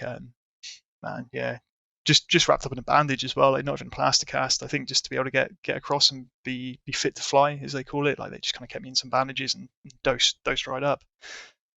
So you flew from Spain to the UK with a shattered calcaneus that was untreated? Yeah, and then holy shit! And the best part was man. so I was given a set of we borrowed a set of crutches. I think that's how the extent that we were trying to avoid cost in this whole thing. Like we didn't even take crutches from the hospital. It was like, I think because none of us knew the situation, it was just let's get out of here as fast as physically possible. So I borrowed some crutches from the people in the village, and when it came to flying home, it was I got super lucky actually. My buddy changed his flight to help me get back, so there was no way I was getting through that airport in the state I was in. And we rock up at the airport drop off, and hey presto, there's a wheelchair, which was great, and I managed to ride this thing all the way to the first flight. I kind of say to the flight attendants, look, I'm going to need some help on the other side. And for whatever reason, that telephone call wasn't made. So I rock up in England, middle of the night, and I have to basically like hop my way like sort of like 300 or 400 meters across the runway to get up a flight of stairs, and then get to the first the first bit of wheelchair aid from there. And yeah, I get back home at like nearly 3 in the morning, and yeah, then kind of starts the whole process of actually treating this thing, like rocking up to the hospital the next day. And they were kind of like, yeah, we want to get you under the knife as soon as possible. But I'd eaten that morning, so yeah, I wasn't fit for surgery that day. It's been a really there was a lot of questions like all the way through. I mean, there was me thinking I maybe had like a little hairline fracture. Maybe I get put in a boot and a pat on the head and sort of like, yeah, chill out for 6 weeks. And yeah, I get into hospital, I get into A&E, and they're like, no, this is bad. We need to get you under the knife as soon as possible. The next day they had a surgeon available, but they didn't have a chance to consult a foot specialist. So in the end, I basically waited 10 days until surgery, and it was literally an hour before going under that I really understood like what the full sort of well, yeah, the full kind of gravity of what I was facing. And before I know it, like I'm out cold and I'm waking up from a really brutal surgery with 10 screws on me and this plate. And yeah, then kind of like the realization, man, like the next sort of like year to 18 months, if not my life, is now, yeah, everything's kind of different from that point. And man, surgery was I remember you saying on one of your earlier episodes, like you had the whole experience with a nerve block, and surgery was really strange for me, man. Like it was, I was kind of doing all right as far as like the trauma of like of doing this incident, of dealing with it, of kind of getting home. Like that was all pretty good. But man, I remember I almost felt cognizant of the surgery happening. Like I felt like I was aware, whether I was like in a dreamlike state at this point, but I felt like I was aware of really getting like manhandled, of like really kind of getting screwed and moved around, and then again like getting stitched up. But when it finally came around to like kind of coming to, like the whole surgical team were like really surprised to see me. Like, oh man, like you're awake. What's going on? Like, how do you feel? Like, here we're gonna start giving you something for the pain. And it was really bizarre because I mean I was coming to and I was having this conversation like, yeah, I guess I'm all right. Like, yeah, guess I feel okay. Like, how are you guys? Like, what's going on? And all these alarms are just going crazy behind me. Like, so I think basically my blood pressure and heart rate was spiking every time I'd get a wave of pain coming through. Like all these machines would go nuts, and no matter what they gave me, like they pumped me full of morphine, they pumped me full of ketamine, and no matter what happened, like nothing was kind of touching this pain. And wow, it was so bizarre. And I spoke to a buddy of mine who's actually an anaesthetist at one of the neighbouring hospitals, and he said he's only ever heard of one other instance in his entire career where that's kind of happened, where someone's basically not responded to the treatment, not responded to what's kind of going on. But man, yeah, it was pretty fucking real. I remember kind of like my jaw started shivering, and it started just like being a little bit chilly, and then my body kind of spasming, thinking like, oh yeah, like this feels a bit strange. And then before I know it, like 5 minutes later, like I'm there literally kind of convulsing, like my eyes are streaming. I'm trying to hold this conversation like, oh guys, like this is a bit funky, like it really kind of hurts. Like is everything okay? And yeah, in the end, I had the pleasure of them, like the 3 people kind of doing the nerve block. And yeah, I'm sure as you guys know, like one person grabbing your hamstring, one person rocking an ultrasound set, and then like an almighty needle going in through the side of the knees, try and basically dump some local anesthetic to block out that end of your body. That's yeah, that was pretty surreal. But yeah, man, like surgery was rough, and the few weeks after was pretty rough. Like managing the pain for like the first 3 or 4 weeks after all of that was pretty severe. But hey, so when you were going through surgery, were you put under local like anesthetic? Were you like passed out, or were you awake? Yeah, no, I was put out. So I basically had a quick consultation with the surgeon to say, look, we're gonna plate you.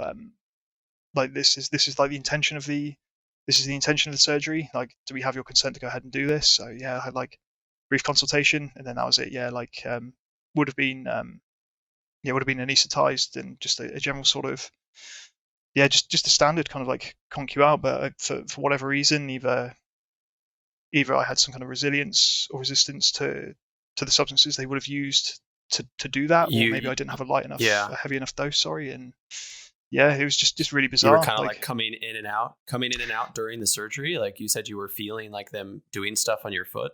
Yeah, I mean, it's hard to know at that point if I really was kind of coming in or out at that point. But at least when I actually came to, when I really came to it, I very much had the impression like, yeah, stuff is still kind of going on. There's still like a lot of motion, and there's a Wow. lot of activity and a lot of like it felt very much like I shouldn't have been sort of awake at that point. But Yeah. then again, I mean, And like it was a complicated surgery. I was under like you, it went on for longer than anticipated. So yeah, it's yeah, you're saying that they did the nerve block after you had the yeah, surgery. yeah, man, fully Wow. conscious. Yeah, So I had mine before. They put a nerve block in before I went under anesthesia. Um, and then I woke up like with the nerve block still activated. mhm. That's crazy that they like didn't give that to you, and then they only gave that to you like after you were going through such a fucked situation. That's like terrifying to think about. It was yeah. I mean, it was pretty heavy. It's one of those things. It was really incredibly traumatic as far as the physical side of things go. I mean, it's not one of those things I have to kind of unpack on a mental level. But yeah, it was pretty like Mhm. the exhaustion that I felt for weeks after that surgery. I mean, even kind of like now. I mean, I don't know what your guys' experience was like of recovering, but really for like that first month, it's only been the last like week or two that I've actually been able to kind of like get up out and about, and I really kind of put that down to just like the level of pain and the level of stress through that whole kind of period. That was pretty real.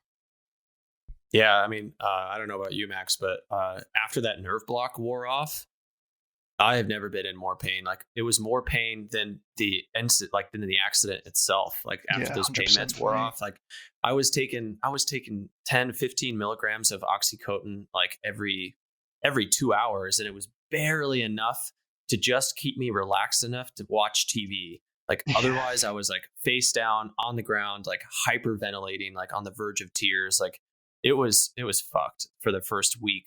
And then, yeah, like you said, the pain management for the first month was just 2 months. I'd say for the first 2 months, the pain management was just insane. Like, at first it was just like trying to manage the pain enough to just relax. And then it was like, okay, like, can I even sit like up with my foot not elevated without like this crazy pain coming back? And yeah, it's just so bad. How far away from the accident are you at this point?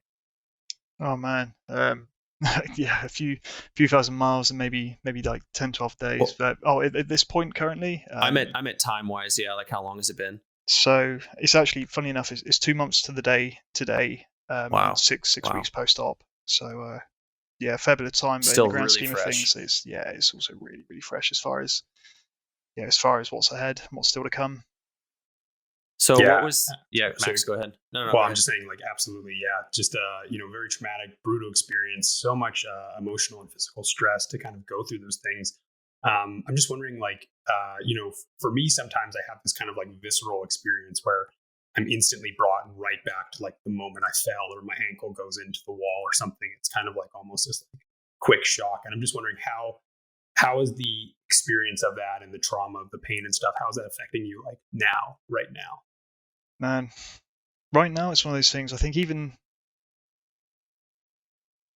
I've had a number of pretty significant incidences in the last 2 years where, like, some injuries I can, and even not injuries myself, even kind of being on site for other injuries around friends, there are some experiences where I can relay like every minute detail leading up to and after that accident. Like now for me, it's all just kind of been a bit of a blur. I mean, I can the most poignant thing I guess is like that final moment of realizing like I'm off, but it's all right. Like trust the situation, trust the gear, like it's all good. Like the realest thing I guess is that moment of like, oh crap, like I'm in a bad way. And what seems like the most poignant thing actually I think in the whole thing was the journey to the hospital. I think that was the hardest thing. I mean, getting myself off the mountain was just horrendous, but at that point you're just kind of like you're just fuck it, grit your teeth, get on with it. Like Hmm. there's no other way you're getting off this thing, and unless I keep moving. So like, Exactly. but man, in the van on the way there, like I guess it was that moment where I first got to relax. I was like, oh thank fuck, I've got some friends near me. I'm on the way to getting help. But man, like I don't know if you guys have ever had the pleasure of like hanging out in the back of a van. I counted nearly 15 big speed bumps on the way to the hospital, and Oh. that beauty of a long wheelbase van, like bump go the front wheels, bump go the back wheels, down go the front wheels, down go the back wheels, and man, Yeah. like jumping out of the bed at that point, and like one of the beauties of my injury was it wasn't just a shattered calcaneus, it displaced upwards into my talus, and it also rocked up sideways and impinged on the subtalar joint. So for me, Holy the shit. comfiest position to lay was like sort of like recovery position on the mattress in the back of the van. And every time we took one of these bumps, it was the most comfortable position for my foot. But every time we hit one of those bumps, it was like bone to bone jarring. And yeah, man, like Ugh. the realest thing was sort of, I don't know, there was a lot of stuff going on in my personal life, and all I could think about was like sort of like this one person. Like I'd had a bit of a relationship breakdown the few weeks before going out on that trip, and man, all my mind was just like on like, damn, like this person isn't going to be there. Like there's going to be no help for me when I get home, and just the exhaustion by that Mhm. point. I think that was like the realest. That's the thing that's kind of like stuck with me the most throughout this whole process. Is just like, oh man, it's been a brutal run, and there's so much more to go. But that's Yeah. just life, isn't it? Yeah, these things happen. Whew. Man, that story is crazy. I cannot imagine what it would be like to travel internationally with a shattered calcaneus. That is just like, that's amazing. The fact that you were able to pull that off. That's just like, that's mind blowing to me. Yeah, I mean, speaking for myself, who has felt incredibly guilty, like the manner in which I was rescued and everything, and the expediency that I was just brought directly to hospitals and stuff, and still, even with that, the pain that I was in, and just the experience was just, to my standards, absolutely horrific and unbearable. So I can't even imagine, you having to be there and deal with that for X amount of days, and eventually get home and have those complicate. It's such an experience to go through. But I think, like you said, you know, uh, such is life, right? Like, unfortunately, things happen, and I think Jimmy Chin quoted this, but it's like the greatest alpinists or the greatest climbers are the ones with the shortest memories. So yeah, yeah. I'm just wondering, like, what is the projection for your healing process, for like the longevity of your ankle? Like, has a surgeon talked to you and kind of expressed like they think you're going to have X limitations, and how are you coping with that, and what is your perception of that? Oh, so it's so early days at the moment. I've had 3, maybe 5 minute consultations with 3 individual people. Um, so just Wednesday this week, I had the 6 week review with an osteo doctor who was entirely separate to the whole process. So the main purpose for the operation was to deal with how comminuted and how displaced and how impinged the calcaneus was. So basically, if you imagine like an eggshell, they've basically pulled this thing apart, they've realigned it. But as far as like the long-term damage at this point, everyone's been super, super kind of like dismissive of. I guess from the get-go, I was always like, right, look, like climbing's my life. Like I want to get the best out of this I can. Like what's the realistically like what's what are the likely outcomes? But yeah, it's kind of hard to know. That everyone's been kind of like, I don't want to say dismissive or avoidant of like trying to answer that question, because I guess it is, nobody really knows until things begin to heal. But yeah, my heel was absolutely toast. I mean, there were like kind of several large fragments, and the sides, each side of calcaneus was basically dust. So 6 weeks on, the metalwork's set. It's like beginning to calcify. There's still a long way to go for the effectively like the dust to begin to knit. But it's so hard to know, really. I mean, I actually had a conversation this morning with a guy who went through another shattered calcaneus, and like 3 years on, he wound up having a full total subtalar fusion, just because of the complications from arthritis arising, and it was just kind of too much to deal. And at the moment, I've got a screw going up into my subtalar, which potentially in 6 months' time might come out. Maybe it won't. The first surgeon was kind of saying, look, this is you for life. The second doctor said, oh, maybe it can come out if it causes you complication. But really, I'm just sort of, at this point, I'm just day by day along for the ride and just kind of trying to figure it out. I mean, I know life's going to be different. I know it's definitely changed. Like, it is a very much a life-changing injury. I've got my blue disability badge coming through from the UK, so at least I'll have nice free parking going forwards. But it's, yeah, man, like whatever happens from here, the like perks, right? yeah, the joys, like that just offsets the whole experience. I mean, right there, you're good to go. But yeah, it's hard to know at this point. I mean, you try and stay as positive as you can. You hope for the best. Brace yourself for the worst. I've got some really good physios available when the time's right. But yeah, at the moment it's just kind of suck it and see. Just who knows? I just try and look after myself. Try and eat good food, stay hydrated. Maybe hang out with some good friends on a weekly basis and stick around with family. But now it's just kind of, be kind to myself and just hope for the best. But who knows? It's a long road, I guess, at this point. Yeah, it's a lot, man. You're like right in the thick of it. I remember being there, and it's just day to day, sometimes hour to hour. Just it's the worst. It's the worst part of it. And yeah, I feel for you, man. But yeah, like you said, the prognosis, moving forward is so unclear, and it could go so many different ways. And I think the only way to really look at it is with, like you said, a positive mindset, hope for the best. I'm a big proponent of kind of expecting things to happen. I like to use that word rather than hope, because hope almost like has this connotation of like, I hope it will, but it probably won't. I like to expect things. It seems like a little more solid. And I think that kind of mindset of just expecting certain things, like I'm going to be back to climbing, like it's a strong statement. And I think that if that's something that you believe, that will most likely end up happening with that kind of expectation. I don't know what kind of energies are behind that belief, but in my life, I've found that to be very, very true. I think, we recently interviewed a life coach, Eric, and really, really great guy. And, he kind of talked about using, whether it was your disabilities or, things that you've had that are affecting you in your life, and kind of turning them into your superpower. And so, when Kyle's talking about getting back into climbing, obviously if your expectations are to be 100% exactly what you were before, maybe that's not the most realistic thing because something's happened that's changed.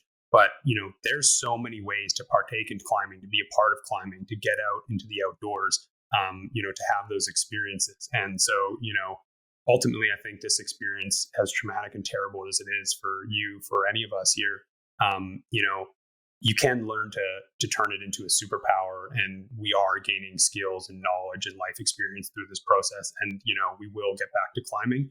And that might be modified. And, no matter how injured you are, you can get back to doing something, like another guy we talked about, like Josh Arata, we did an interview with, and, he's like irrevocably damaged, and he's still, thinking about maybe climbing a big wall one day, whether that's like aiding or using ascenders or whatever it is. Right. And so obviously, I mean, we're not in that position, but, I think you can always get out, back to Kyle's like expectations of getting back to climbing, getting back to things. Like, you can get back to things, and you will get through this. Just might be really, really, really difficult situation, right? I guess it goes back to kind of what we were saying earlier as well, isn't it? I mean, like, I know the thing for me climbing was always either pushing the physical limit or pushing the mental limit of any one day. And like when that's the thing I'm chasing, I mean, who knows what to say if just getting to the crag now is the mental limit, and who's to say if just getting up a route. I mean, it's all relative. Like we were saying earlier, it doesn't need to be a number. It doesn't need to be anything else. Like, it was always just kind of about like, chasing after something and pushing myself. And if anything, it's just brought that experience a little bit closer to home. It's on a plate for me now. But yeah, man, if I can help it, I've still got a lot of shit to do. Whether I'm lucky enough to be able to like whack on some boots and get into the big mountains and grit it out, who knows? If there are a few more big walls sort of on the cards, like, who's to say? But yeah, even if the challenge is just getting down to the crag, happy days. And yeah, who knows? Maybe just maybe I'll find myself on top of a big mountain again someday. There you go. That's the vision. That's the vision. One day at a time, right? Yeah. One day. Yeah. In the beginning, it seems so bleak and so dark and just like impossible. Like you can't even stand. You're just like, how the hell am I going to climb again? at least through my injury, as the months go by, it's amazing how much you get back. Like, and it's amazing how much you appreciate walking again. You know, like these simple steps that you get back are just so amazing and so invigorating and inspiring to just be able to walk again, to be able to go down your stairs again. Like these things just like boost that kind of positive vibe, and it's just really cool to see the progression kind of happen. And it's hard to see that in the beginning, but it definitely comes quicker than you think. Oh man, yeah. Like a few weeks ago, wiggling toes was like the big kind of milestone. Then a little bit of Yeah. flexing the ankle. Then the first night of sleep without the boot on, and yeah, so I've got in another month's time, I'm clear to start kind of trying to do some gentle load bearing. I mean, like sitting with when I say load bearing, like sitting with my foot on the ground and maybe trying to stand up. But yeah, it's the little things. But it's really reassuring to hear you guys say that. I mean, like shit, it was this morning I was kind of coming close to the old rock bottom. I got up a little bit too fast. I managed to not get a crutch out underneath me. I knocked over the emergency piss jug in the upstairs. It was pretty fucking real. Just a few hours this morning, and yeah, here come my 80-year-old grandparents to the rescue and yeah, get me down the cafe. But man, that's the thing. It's little wins, isn't it? Like every little silver lining. Yeah, you hold on to those, and yeah, you gotta take the small wins, however small they are, and that's the only way forward. It's like you said, wiggling the toes. Like have a fucking celebration for that. You know, all those tiny wins should be just totally celebrated and just dwelled on, because that's what you get right now. Yeah, absolutely. And I think another big one too is, it's so easy to just get super myopic and focus just on physical things. But this is as much, if not more, of a mental battle. Like speaking for myself, like my identity was totally wrapped up with sport and climbing. And, you kind of go through a bit of a crisis when you have an injury like this. And like, you go from like peak physical performance, like climbing, massive mountains and like walls and things and getting out there. And you go from that to being reduced to like peeing in a bottle in bed, agony, like unable to like get to the washroom yourself and like reliant on everybody for just help to even like move around your house. So it's a totally traumatic, life altering, albeit temporarily, but still it's a huge experience. And it's very, at least for me, my personal experience is a very hard thing mentally to get through that. And so that's something you really don't want to overlook is, whether that's doing like mindfulness practice or being kind to yourself or setting little, goals for yourself and celebrating those little goals, whether it is the wiggling the toe or whatever. Those things are so easy to overlook. It's so important to make sure you're doing. Yeah, really savor those moments, eh? Yeah, for sure. Yeah. Cool. I guess for the injury itself, I guess you kind of touched on it a little bit. What do you kind of think went wrong in the accident? Did you hit the ground 70 feet without any stretch in the rope? Like, did you just free fall, or was there, did the rope or the piece that eventually held you, did that like slow your fall at all before you came in contact with the ground? So it pretty much was like, I fell onto this piece, and the camera's doing nothing at this point. Like we even referred to this thing as like a plug and pray kind of piece. Like it was, I know, even like leading up to placing that piece, like we knew it was 50-50 whether it would even take. I mean, it's a tiny finger-sized cam in a flared slot. Like I'd be lucky if that thing even slowed me down. But no, really, it was sort of like it was a straight 20-meter shot to the side of the foot onto like 80 to 70 to 60 degree slab. So effectively, I kind of fell like 20 meters onto the side of my foot, and then yeah, just no give. And I felt the rope kind of hold me, and on the video, I have like my buddy.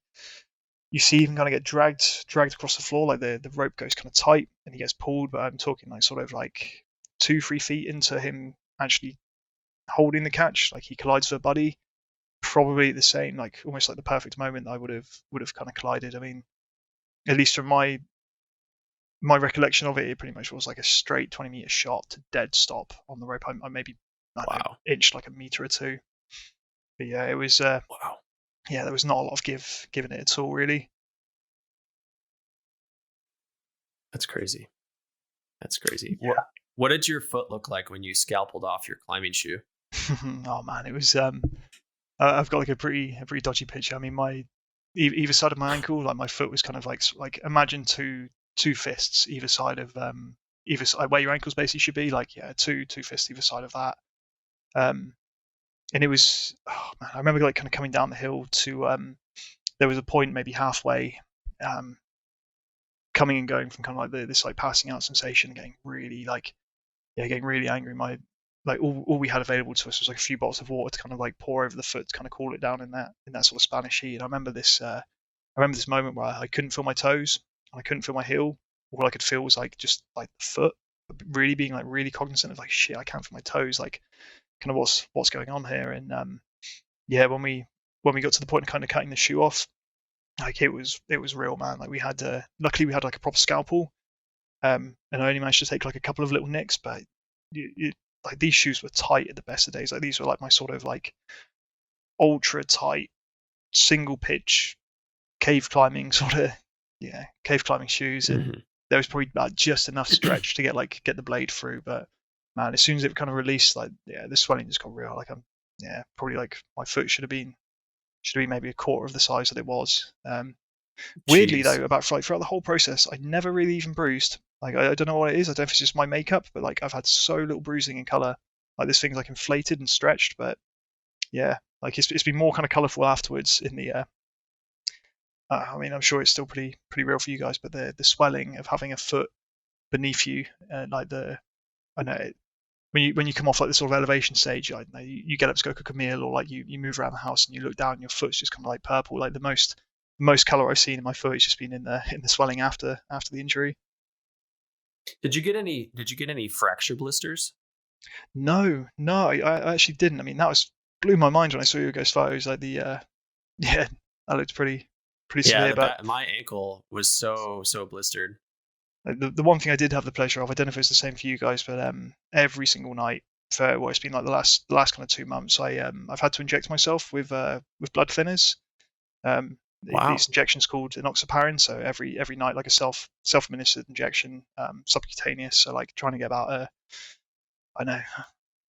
10, 15 millimeters of needle into myself like every single night. That's been fucking brutal. Like leaving Spain, I was almost kind of like in fighting shape again. Then I'm trying to inject into my stomach, like in and around abs, and that got pretty real. It took me 6 weeks of shooting into the same place and like massive bruising to occur to then get really frustrated one day and go fuck it, and just like stab myself in the side of the butt cheek, and then suddenly realizing, oh, actually this is like so much easier than trying to go into the abs to do it. But yeah. So I mean, beyond the obvious of like thinning the blood, like what's the specific reason of why you need a blood thinner? Is it because of blood flow to the ankle or other medication? Or there's a few reasons. So they tried to give me this. They tried to give me. I forget the name of what it was. They tried to give me in Spain, but we basically made the call at the time not to do it. The original risk was to avoid blood clots between going onto the flight. And I think afterwards the reason again is partly due to blood clots. Like typically if you have like a serious operation in the UK, you tend to have these injections for at least 2 weeks, just in case there's like a release of a blood clot at some point. But from my understanding, it's also to thin the blood because the blood supply is just so poor to the calcaneus. I mean, you've got like 2 points where it's actually going to that bone through where the Achilles heel connects. If you thin the blood, theory is more blood is kind of getting to the area and hopefully speeding up the recovery. But I'm sort of 6 weeks into those injections, and it's looking like I've got maybe a few more weeks at least of that. But wow, that's just another little joy. I was instructed to take aspirin every day for the fighting of blood clots, just based on how sedentary you are. You know, you're sitting in one place for a long time. The chances of blood clots kind of go up pretty high, especially with the swelling and like you said, the lack of blood flow to the calcaneus. So yeah, it's a pretty real risk. If you don't take the blood thinners after something serious like that, you could just keel over and die from a heart attack if you don't manage that. Yeah, from my understanding as well. I mean, the transition of your body kind of changes when you go from being like a a fit person to again, going and being sedentary. I think that's also like that really increases the risk of really increases the risk of blood clots. Mhm. Yeah, it's one of the additionals that go along with the shit. Yeah, for sure. It's crazy. Max, you got anything kind of here to wrap it up? Yeah, I mean, I guess like how do you see yourself going forward? I know that's a little bit vague, but what is your outlook on yourself, life, like these things right now going through this injury? It's kind of so hard to know at the moment. Like one moment you're kind of like thinking long term. You're thinking, oh man, so like what's things going to look like in a year's time? Like, am I like, well, when am I going to get to the gym next? Like, when am I going to have that first sort of like top rope session? When am I going to be walking to the crag? Am I even going to be walking this year? It's yeah, it's sort of hard to know. It's definitely like going back to the way that you see yourself. It's making me reassess a lot of things. Like I don't know. As big a part of climbing is to me. There are a lot of other things in life right now. I mean, I've recently become an uncle, so I've got my little nephew to look after, and that's an entirely new thing to me. It's given me time to sort of explore other things in life. But yeah, I've got no idea really where I'm going to be at in the future at this point. It's just kind of just kind of hoping for the best, making the most of every day, see the friends as they become available, hang out with the family, and just really take a moment to just kind of slow things down. I think in some ways it's almost a good thing this has happened. It's allowed me to like kind of really slow down, take the foot off the gas of a few certain styles of climbing. But yeah, at the same time, you're always kind of hoping you're going to get up to at least somewhere near the way things were. But for now, it's Mhm. just reflection and growth, really. It's awesome, man. I'm really, happy to hear that. I think that there's definitely two different ways to kind of handle a situation. You can either, dive into depression and anxiety and just like really feeling shitty and wishing it never happened. And it already sounds like you've kind of switched over to that positive mindset and just like looking for the silver lining. Like, what can I do in this situation to make this manageable, better? So yeah, it's really awesome to hear you say that, and I think it's a really big, um, like a great start towards your recovery process is that mindset. And I And think that's just really, acceptance, really, really important. Yeah. Mhm. total acceptance. I mean, Yeah, it's you look too much into the past, you're going to get depressed. You look too much into the future, you're going to get anxious. You just have to, accept things the way they are. Accept things are going to be different, and that's it. You just hang tough and keep a smile and know that the better days are on their way. I mean, that's the thing. Yep. One of my best friends is suffered like a significantly life changing injury. So compared to him, I've got it like compared to the people I was visiting in Spain. I mean, man, like one of my friends out there, one of my hosts, she's in a battle of cancer, and it really brings things home. I mean, like, so what? Like my foot might be destroyed. I might be walking with a stick for the rest of my life, but man, like I'm still one of the lucky ones comparatively. Yeah. But yeah, you just got to accept it as it is, and find those smiles where they can be found. Enjoy life. It's a good thing. It is. It's awesome. Yeah. Super well said.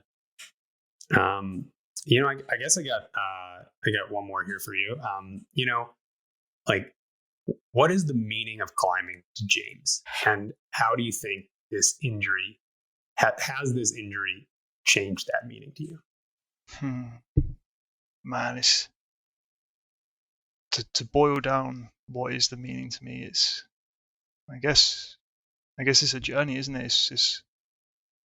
It's just that quest. I mean, it started off as like this simple thing of just going out and having a nice time, maybe having an adventure, sharing a few sort of experiences, and then that's evolved into like pushing myself and broadening my horizons, like finding new cultures, new things, and how that's enabled me to meet all these people, go to these incredible places, like form the relationships I've had. It's like, I guess the meaning for me really is like it's in the climb itself, isn't it? Like it's figuring these things out on the fly, is going from one place and going to another and putting everything you can to kind of get the outcome you desire, whether that's on sighting a route or whether that's surviving an injury or anything else. But yeah, no, for me, I guess it's the journey. Like it really is just the journey. Call it the spirit quest. It's it's sometimes I think it's like that's why I'm here, but then also there's so much more to life than climbing a rock. It's that's a very big part of a very big part in finding some pretty real experiences. Yeah, and I think that with that being kind of the soul of your climbing, that journey, that spirit quest, I think that particular that feeling that you have is something that is attainable. Again, it might not look the same on a physical standpoint, but having that kind of spiritual experience and having that journey and adventure is still something that you can find, either in life or in climbing. Just might not be climbing a 512R again. Oh man, all it takes is a dodgy little tent in a campsite in Europe, maybe a few crusties in a fireplace. That's all it takes. It's exactly. It's Cool, the man. people we meet, Well, the places we go. definitely. I think that's just an awesome place to leave it. Cool. In terms of the recording, that's awesome for us. Thank you so much for reaching out in the first place and sharing your stoke about what we're doing here, and been really, really happy to have this conversation with you and hear your story. It's been just very, very interesting and awesome to connect with you. Oh man, thank you guys too. I mean, it's really brightened the outlook, and it's nice to share this with people who really kind of know what's going on. I really think this is a great show. I think what you guys are going to do is going to go on to be an amazing thing, and I'm looking forward to seeing where the climbing majority goes. It's awesome. So thanks. Yeah, it's been an absolute pleasure, James, meeting you, talking to you. Thanks so much for sharing your story. And obviously we look forward to talking to you again on the show and hearing about your continued healing and wishing you all the best with your recovery, man. Yeah, nice one, guys. Thanks. Yeah, totally. Yeah, you take care. Cool, man. Have a good one, James. Cool. Catch you later.